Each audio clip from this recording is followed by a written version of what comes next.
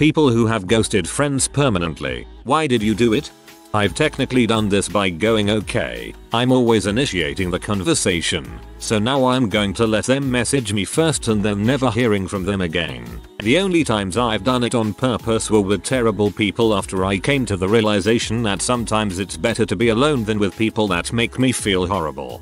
I've dropped people for the same reason. Friendship is a two-way street, and when the other person puts in zero effort to hang out with you or even check up on you, then drop them. There's plenty of people out there that will want to have a friendship with you. Why waste effort on the people that don't? Because I found out he was verbally abusing his child and physically abusing his wife. Tried to do more for the wife and child, but she went and denied it all when social services got involved. Sadly, they are still together and he is still a drunk who hasn't changed. At that point I had to pull my family away from that and move on with life. Was my best friend since childhood and I never knew any of it all that time. So heartbreaking that she wasn't willing to break out of the abusive relationship.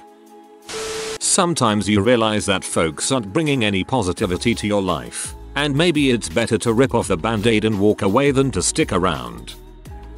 She kept lying to me. Really stupid, small and mainly harmless lies. Concerts she'd gone to, how many times she took her driving test, people she's dated. It's like she would forget that we'd been besties since we were 14 and were now in our 20s, so I knew who she'd dated. Concerts and driving test, etc. She tried to get back in touch 5 years later, messaging my sister and other school friends on FB saying she had desperately been trying to get in touch with me. She hadn't. I still lived in the same house, had the same mobile number and email etc. Eventually I got in touch with her and asked her to meet for coffee. Although it was lovely to see her and I genuinely missed her as we had some of the best times of our young lives together, it became clear pretty quickly that she was still a liar, but they had got bigger. Now she was saying her sister had attempted suicide and her daughter was nearly killed by a bus. I got really angry at her for telling such crappy lies like this, which she tried to deny she was, until I started asking her for details of when, where and how these things happened, and she stumbled. I walked away and haven't heard from her since, and I'm relieved. I don't need fake drama. Impulsive lies. I had close to the same situation. I wish I would have understood the thought processes and all that. The lying really gets old. He tried to cling to me as if his mental health was my responsibility. He really just couldn't comprehend the fact that having a friend is not the same as talking to a therapist. I started hanging out with this old friend group about 3-4 years ago. For about a year, it was fun catching up and doing that whole honeymoon phase of reunification.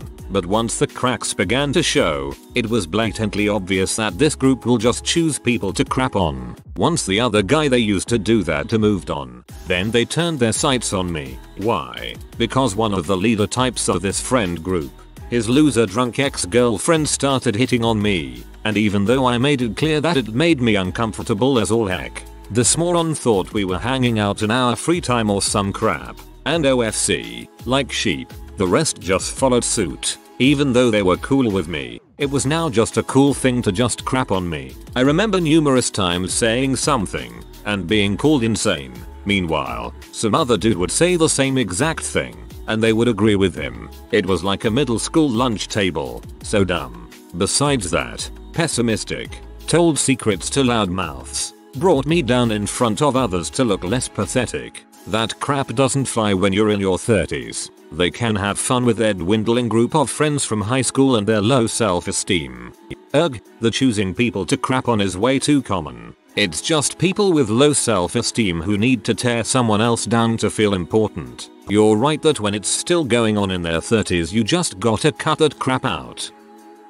They put MDMA in my drink without telling me and I had a really bad night. I already have anxiety in crowds. Being that high in a club really pushed me over the edge. Never called them again. Wow, actually frick them. I realized they weren't my friends. The fact they didn't try to get in contact afterwards, and it took them a while to realize, made me feel vindicated.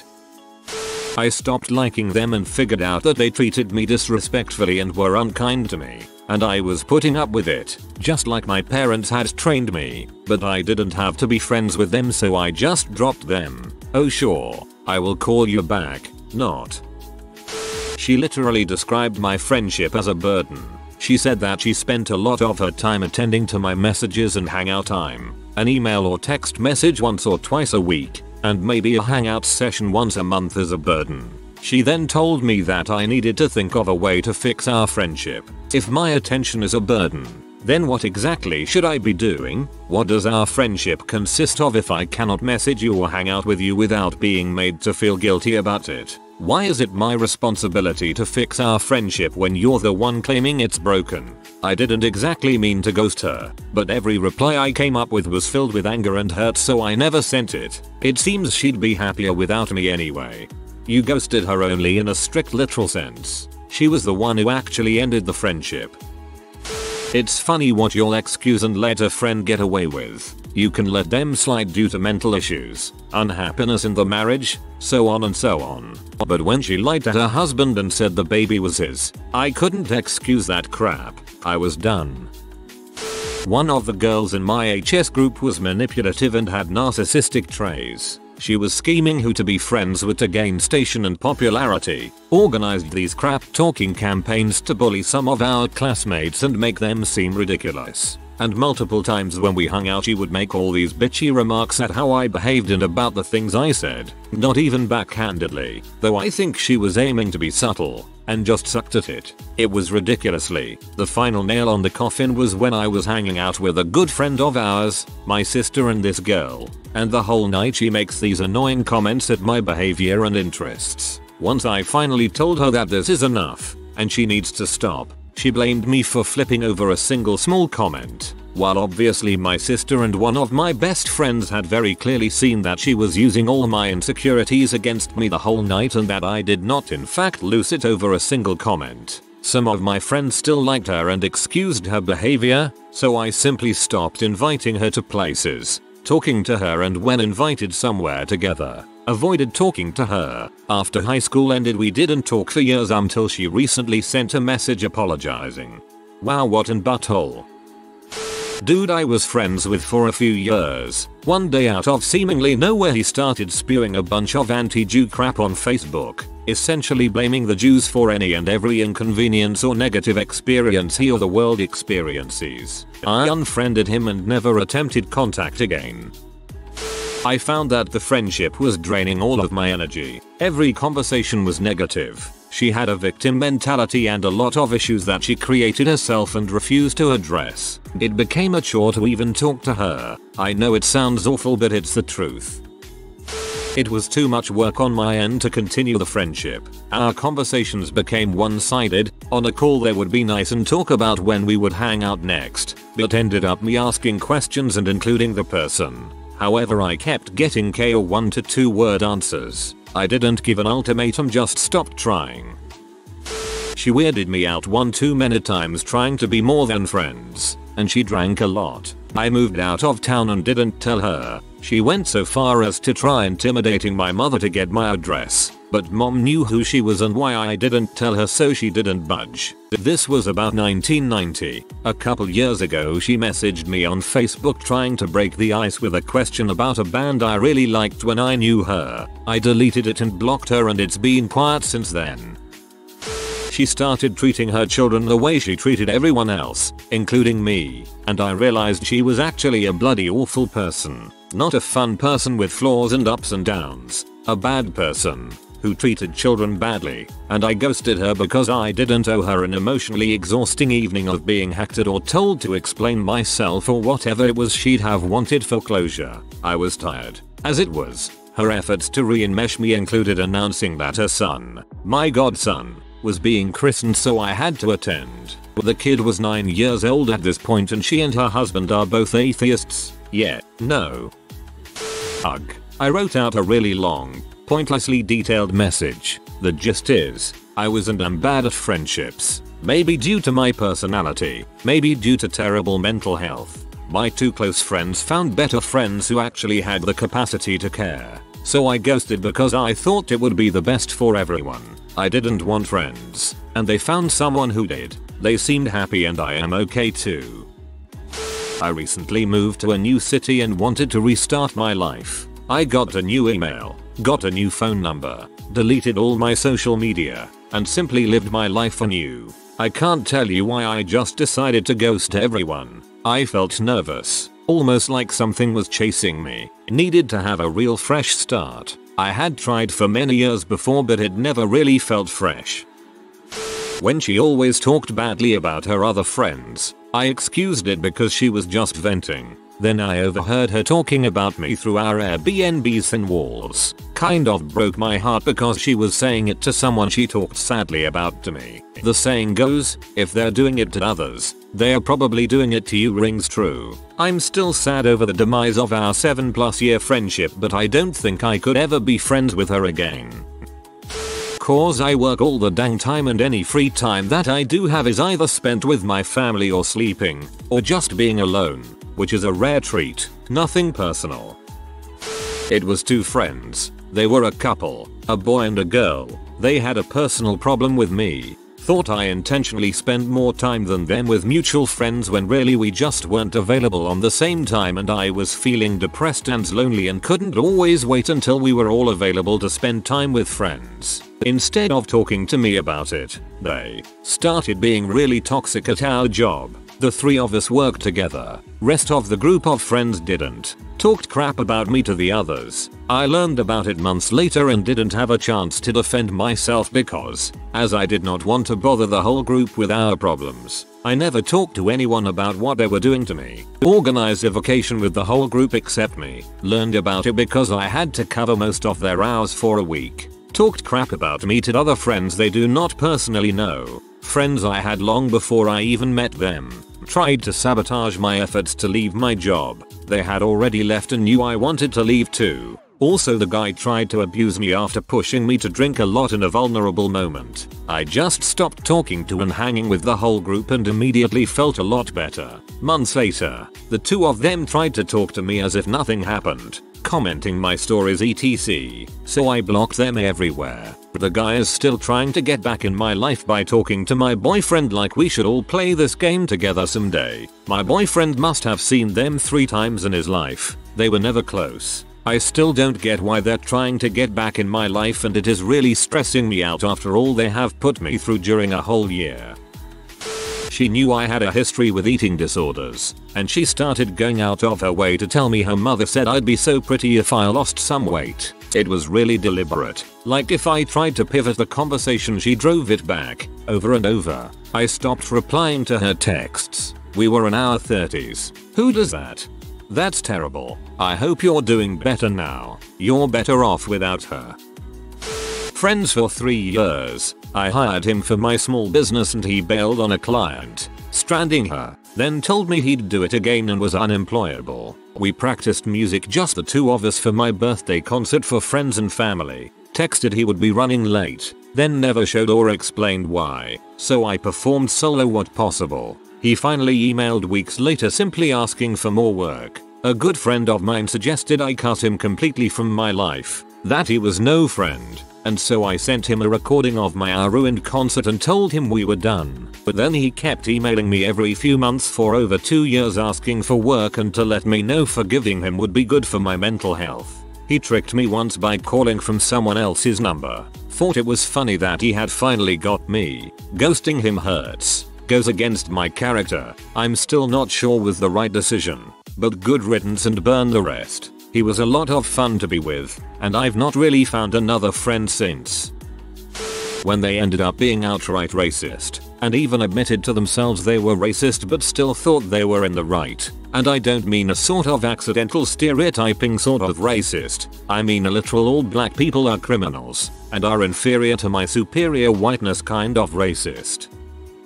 I realized they hated me. I was in their group for probably 15 months but I realized that they made new group chats whenever I joined one. Their jokes were literally just hurtful statements at me that everyone would laugh at but because I'm autistic I didn't understand what they meant until it was too late. I wasn't invited on nights out and I was the last one to know about parties. At school they abandoned me and never told me where they were going, whether it was out to get food or to another classroom where I wouldn't be. They talked about each other behind their backs and I realized they probably did the same about me. The actual group fluctuated in size but there were 4 in particular who were the sly ones. Think Regina George from Mean Girls X4. Most of the rest simply didn't care about me. I think I only stuck around because I had a minor crush on a couple of the friendly ones and I wish I left it a lot sooner. The limited time I had left at school was so much better without them.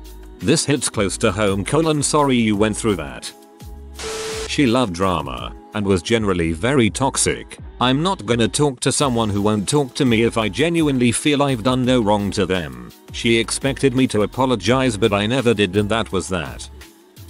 She had been harassing my boyfriend. We used to all be a part of the same friend group, but a couple of years ago I found out that she'd been telling strangers that he was all sorts of awful things. A racist, a homophobe, a transphobe, an abuser. It very much depended on who she was talking to. I found out when I agreed to hang out with her and some of her other friends to catch up, only to find that they all immediately knew me as that butthole's girlfriend. She started doing the same with our original friend group too. I woke up at 2 AM one night to find him sobbing at his computer because everybody was furious at him. She told everybody that he had suicide baited her. Even then he wanted me to stay friends with her because he wanted me to have someone to talk to and enjoy hanging out with. The final straw was when she started doing it to my face. I just couldn't talk to her without her badmouthing my boyfriend, accusing him of horrible things and expecting me to go along with it like it was some sort of casual joke.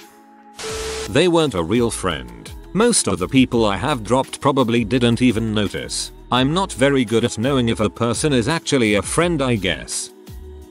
I felt like the only thing we had in common was time. I felt like I was being dragged down by her energy, like I was winded when we'd finish our visits. I'd have to literally prepare myself for our time together. It was exhausting. She and I were best friends since before high school, but we both became very different people very quickly. The same thing happened to me. For me it was time to grow up. Friends based entirely around stupid things I did in my youth held me back from moving forward. Mostly friends from college. Moved to a different city. Got a job that required me to travel a ton to remote places. Started a family. Also I quit Facebook and for some reason I was no longer friends with as many people. He got hooked on M. Tried to talk to about it and get him to stop but he didn't wanna hear it. I don't need to be around that. Don't take that personally. Someone who's addicted to M will choose it over just about anything. I fell in love with my friend's husband. He had done nothing wrong. He was just a great guy that I clicked with. For all the same reasons I'd clicked with my friend and they'd clicked with each other. When I realized what had happened, I knew I had to remove myself. I am no homewrecker. Marriage is a sacred commitment. I figured I had 3 choices. Tell the truth, lie, or say nothing. I worried if I told the truth, my friend would blame her husband or he'd blame himself and it would cause problems in their marriage. I didn't want to lie because A, morals, and also I'm bad at it. That left saying nothing, so I just blanked them. You're a good person. He was my only friend at the time and because of that I just didn't see how much of an butthole he was to me sometimes. In grade 7 he was ignoring me all day for literally no reason because we were laughing and crap the night before on Xbox. I was like frick this and told him off. We didn't talk until grade 8 after he apologized and shut was normal again. Until grade 9 when he started being an butthole again and we were going to different high schools next year. I knew I could cut him off completely. That summer I told him I was done with the bulls and blocked him on everything. A couple years later he ended up reaching out to me and apologized again and we talked for about an hour but I decided once again that we should keep going separate ways. They began drifting into a lifestyle I didn't really like so I just cut the ties. Not really ghosting to since we ended in good terms but it was a good 3 months before they asked me what's up. I had been friends with a guy ever since the 6th grade and we've graduated about a year ago. Ghosted him. The only reason why I was friends with him was because I had just got there and he was the first to speak to me. Later I had learned he's a horrible person and an even worse friend. Always looking for free technology. He stole over 1k from his mum and even a couple hundred from another kid because he logged into his computer and used his mum's card to gift himself some stuff. Always tried to avoid him throughout high school by going over to a different friend's place. He spent all the money on Clash of Clans and some off-brand pub game. He was later reported by his own mother and was put on probation for 2 years. Now he's a dad, This kid burnt himself with a blowtorch because he thought it'd make a good scar. They were actually parasitic and abusive, and it took 3 mutual friends to convince me to break ties. Apparently it isn't normal to flinch every time someone near you raises their hand. I did it for a couple reasons. She kept wanting us to raise her kids because her and her husband were terrible parents. We did end up raising one from 15 until he joined the military a few months after his HS graduation at 18. The second reason was because they moved out of state, so we decided to rent their house. After about a year of paying the monthly rent on time, someone from the bank shows up to put a notice of foreclosure on the door. She never told us she stopped paying the mortgage. We were already planning to move in 2 months anyway, so whatever, but when I called her to say, hey, since you're not paying the mortgage, are you okay if we keep our rent the next 2 months? She said yes. Then later that day she called back to say she was thinking about it and would like us to pay $500 per month for the last 2 months we were there. My wife and I talked about it and were like, oh no, you're not paying the mortgage and the house is in foreclosure. So yay. Great friend. Never spoke to her again, and that was in 2010. I've done it twice with people who have been unable to control their alcohol and drug intake. I appreciate that many people are dealing with issues in relation to drink and drugs. But if every night out ends with me either having to carry you home when you pass out or deal with your confrontations when you get paranoid and aggressive, then I'll eventually have enough. I met a girl at work. We became quite good friends, knowing a crap ton of personal secrets and going on holidays together friends. She moved on to another company, but we kept regularly in touch. She always had some big idea or project going on and was often asking for help in my areas of expertise. Help I always provided on my time and dime, often working nights and weekends as we shared a philosophy of lifting up and helping friends with their work endeavors. One day she posted on social media asking friends to give her contacts in order to pass them on to her current boss. This was actually a really good match for my company, and my boss, who knew her and I were friends, asked me to approach her. Well, I messaged her my company's interest in fostering contact between my boss and hers, and she left me on read. This was literally an email to pass the contact on, with zero responsibility or accountability on her part. I would have taken a negative answer without a problem, but at the very least I expected a reply. After asking for a yes/no answer, specifying that it was actually an official interest from my company and not just me offering, and that I had to provide an answer to my boss, I received a smiley face as the only reply. I had an epiphany while staring at the freaking emoji. The amount of effort to write a not interested, sorry reply was too much for her, and that meant that our friendship was worth exactly that. I just decided that I was done doing the heavy lifting for her and just stopped. It seems stupid, but that minor issue was so revealing of the actual dynamics of our friendship. After that time, she pretty much initiated contact only in specific occasions, those where my help could have been quite useful, but guess what? She either got left on read or got the same emoji she left me with. Mine was a spur of the moment panic. I was in a really bad place mentally. Everything in my life felt like it was falling apart. I was struggling to get over my ex. I hadn't fully come to terms with the fact that my grandfather was really gone, and several other people I had leaned on for support for a long time suddenly had adult lives to live, and I couldn't let myself drag them down with me. But then, one friend I had known for about 7 years at that point on the internet told me he loved me, romantically. Now, I am bisexual, and I had come to terms with my sexuality very early on into puberty, so it wasn't him being a man that was the issue. He told me that. I panicked and logged off of AIM, only intending to clear my head for a few hours, but that quickly turned into a few days, and then weeks, and now I'm sitting here thinking about it 10 years later, and I regretting ghosting him. I have no idea how to contact him anymore, either. I know now I didn't feel the same, but I can't help but feel like I hurt him, and it's one of the biggest regrets I have today. I just hope he's doing alright. If you are new to the channel, you can subscribe. I publish new videos every day. Until then, check another video.